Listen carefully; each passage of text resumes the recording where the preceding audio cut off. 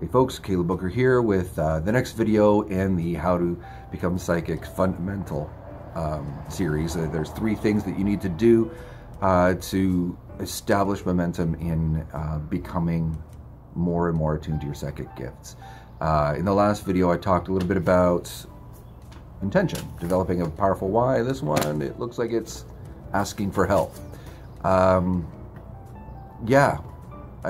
Asking for help is critical. The thing to remember about psychic gifts is they can't be calculated. The human brain will not be able to mechanically work out how to develop psychic gifts.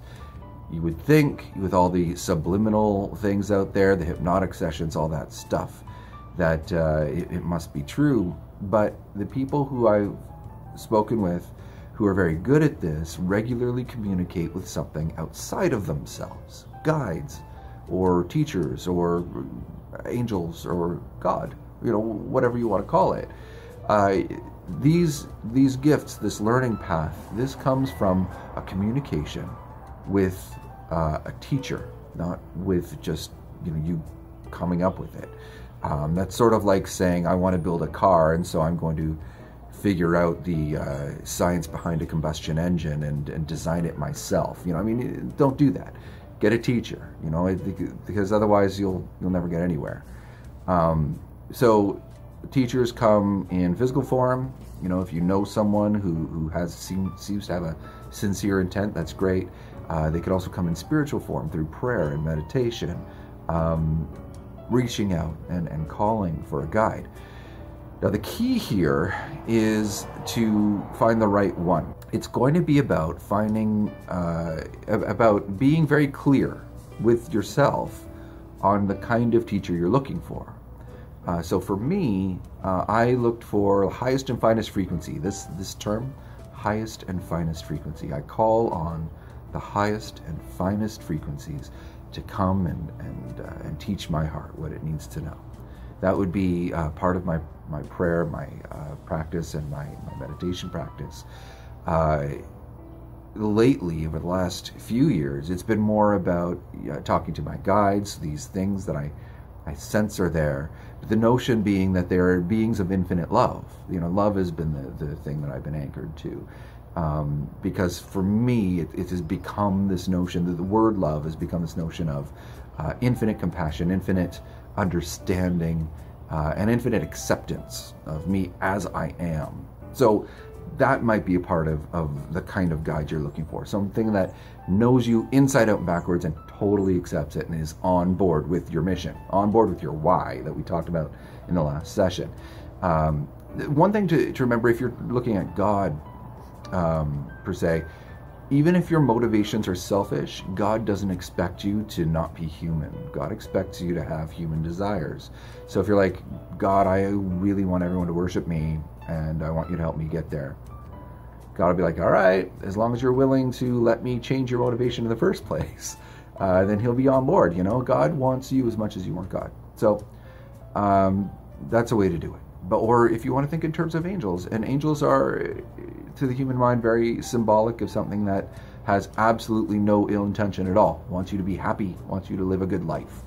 So do that. Anyway, a lot of babbling to say, be clear inside about who it is you're calling on during meditation. And you just say the simple words, I'm calling upon the whatever words, the highest and finest.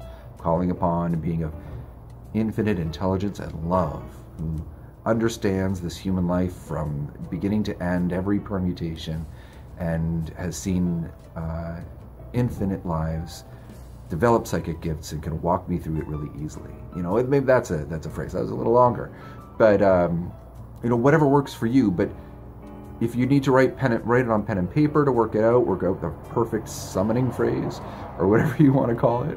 But the key is not to communicate to a guide in a way they'll understand, because assume the guides are smarter than you and they'll get it. The key is to ask the question in a way that conducts your mind to filter out bad beings. Because as soon as you look for teachers, all sorts of bad entities will step up and say, whoa, hey, if you're looking for a guide, I'm here. And they'll come to suck your energy out of you and guide you in all sorts of nonsensical directions. So if you are clear about exactly what you're looking for and exactly who that being is and exactly what you'll get out of them, then your mind will automatically push away all the silly beings that aren't there to help you at all. So that's why you do this. That's why you get clear on it. And only through regular communication with a teacher. Again, physical is fine, but you would do meditation to say, I'm looking for this person, and then your daily life, see if you can find them. Or even maybe it's a book, that triggers the right things. But the idea is you're looking for something external to teach you, okay? Because if you just go internal, yes, by the time you're almost dead, you will finally figure out and calculate how to move forward as a psychic. But maybe you just want it a little faster, so go get help. And for me, very much I just pray to God, because I know that God wants me to be happy as much as I do, more than I do, frankly. So that's who I listen to these days. But that's me. If this word God makes you freaked out because Christians have been preaching at you and trying to drive their doctrine in your head, and so you can't stand the word God, find your own word. It's totally fine. I understand that. I think that's it. But if you have questions about that, please leave a comment or email me at caleb@thepsychicvillage.com. And I'll see you next time for part 3 of the things you absolutely need to know to develop your psychic gifts. All right. See y'all next time. Bye-bye.